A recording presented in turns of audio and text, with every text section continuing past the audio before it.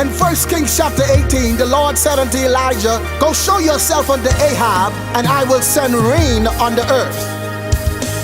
40 verses later, Elijah said unto Ahab, get thee up, eat and drink, for I hear a sound of abundance of rain. This rain is prophetic. You might not see it, but I guarantee if you can position yourself to hear it, then you will see it. So all across the world, position yourselves for the rain that's coming. Prophesy, timeless. Listen, I hear a sound. I hear a sound. Moses' lesson freed the people. Watch this now. And the same lesson about to deliver the people. You got to understand two things. Being free and delivered is two different things. Because they came out of Egypt, freedom, emancipation, freedom.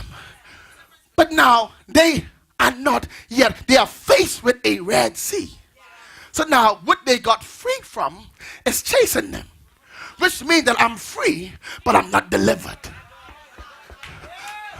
Whenever the thing that's chasing you is scaring you, you're not free, delivered. Now see, it can chase you, and you can be like, I see you coming, but you can't touch this. See, you're when the church is they're gonna need you in a minute because they ain't helping me. See, when you, the Egyptians coming, and you scared. But when you understand that God set me free, and I'm positioning myself for deliverance, you can roll up on me all you want, but you can't touch this. I'm covered by the blood, and no weapon, so I'm free. Like going in here. Oh God, I hit him a hosta. No weapon formed against me shall be able.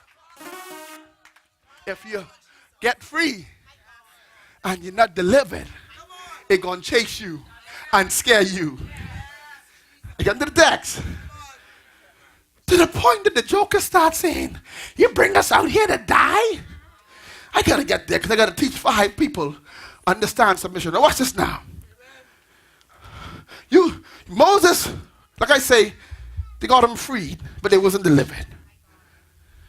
They left Egypt with all kind of wealth, dancing and singing. A few days later, but they got free from his chasing them. They got the money, and they got to dance, but they still scared. Hey. That's why you don't mind these jokers who up here with their nice money and they nice this and they nice Remy and they nice this and all the other stuff. They still scared. Woo! I feel glory right there. Look at your neighbor and say, are you scared?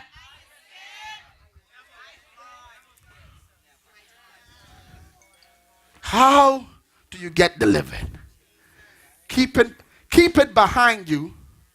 That's how you get delivered. You keep it behind you because they can always try to follow you. You get delivered. That's how you get delivered. You always try to keep it behind you. 1, if it catch up with you, it's a problem. Let it try chase you down because it always can try come to get you. You think the devil just won't let you go just like that? No. But let it stay behind you. Your past belongs behind you. When your past start to bleed in your now, then we have a problem. Okay. All right, let it stay behind you. Watch this now. How do you get delivered? The same tool that freed you will deliver you. Don't come to church, cry on the floor, lay out, scream, worship God, come to church on time, and then after you get a little freedom, you stop. I'm trying to help them. So, if you did that to get it, if worship got it to you, then you find yourself back down to keep the devil from you. The problem is, we trying to just do it to get it. Hallelujah, I got it. The devil come back, and what you do? You cry instead of finding the same posture that you had when you got it. I need some believers in here who can have a flashback of what you did to get delivered and give God praise. I find my knees. I found my face. I got down and I began to cry out to God. Anybody in the church that can cry out to God and say, God, the devil trying to chase me, but I remember my posture. I was on my knees. I was on my face before the Lord, and you kept me. That's how I got out the first time. That's what kept me the first time. That's what kept my mind the first time. It's my knees, not my money, not my honey. It was my knees. And until you go, what's this now? Moses came out of the wilderness into Egypt with a what? With a rod. He came out of Egypt. He came back to Egypt with what?